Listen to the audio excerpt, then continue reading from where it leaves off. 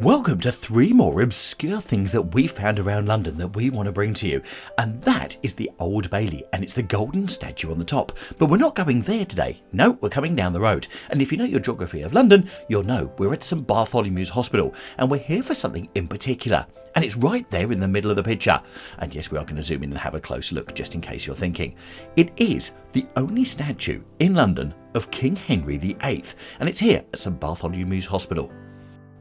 So one of the reasons that St Barts continues to be a centre of medicine today is thanks in some part to King Henry VIII. Now the hospital functioned in conjunction with the nearby Priory of St Bartholomew, which was closed in the 1530s when King Henry was on his quest to dissolve all priories and monasteries in the city. Yeah, we've covered that a few times before. Now the hospital too was in imminent danger of being shut down when petitions were sent to the king pleading for it to be left open. It took some time, but eventually the monarch finally succumbed and in 1546 granted the hospital to the City of London, and it continued to serve the poor and the needy. Thanks to him and this generous gesture, the hospital authorities decided to install a statue of the king on their northern gatehouse when they were rebuilding it 150 years later. So this statue of the king, in his traditional clothes, was completed in 1702 and still exists from then.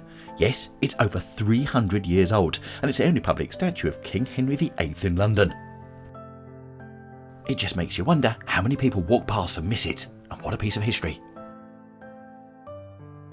So welcome to the end of Magpie Alley, and if you think you've heard of this place before in our videos, you have. It's some of our secret locations. But the reason we're here is just at the end of Magpie Alley, in this flooded area which you can't actually get down to at the moment due to construction, but often you can, is the fact there's something hidden as a surprise. It's this.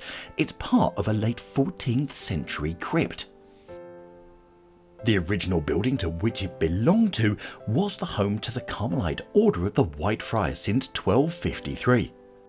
Now their domain once stretched from Fleet Street to the Thames and at one time included a church, cloisters, cemetery and a garden. But guess who came along and disbanded it? Yep, good old King Henry VIII. God, it all seems to flow, doesn't it? Who disbanded the Priory in the mid-16th century and gifted the land to his doctor, and the buildings deteriorated, with the crypt at one stage having a rather unglamorous function as a coal cellar. The crypt's remains were actually rediscovered in 1895 during construction and was restored in the 1920s. But as I said, at the moment, with the redevelopment of Fleet Street going on, it's really hard to get down here, but you can certainly see it from above. For our third and final place to visit in this video, we go to St Mary Ordinary, which is on Watling Street in London, right by Mansion House Tube Station. And the reason we're going here is, well, it's not history, but it's a hidden cafe. So you go behind this Greek food, street food place, and you go in, and you are welcomed with even more food. Come in. I love these places.